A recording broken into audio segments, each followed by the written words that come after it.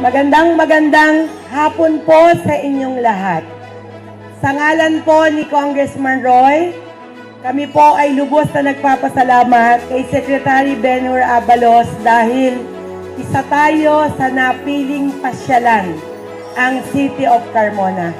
So hindi po natin siya dapat pabayaan at bibigyan natin ng napakalaking boto dito sa syudad ng Carmona. Pwede ba mga minamahal kong taga-lungsod?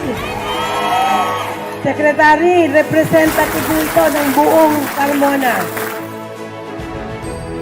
Sa inyo pong lahat, sana samahan natin ng isang marangal, maaasahan ang dati nating Secretary ng Department of Interior and Local Government, dating pinamumuan ng Metro Manila Development Authority.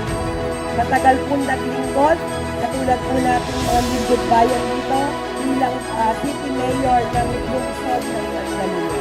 Kaya pag tayo nailuklok natin siya, panalo tayo lahat. Sapagkat sa kakanan ng local government unit ang kanyang tututunan. Mas marami siyang magagawa dahil kaisa natin. Alam niya ang nararamdaman, alam niya ang pangangailangan natin at kung ano pa ang dapat baguhin.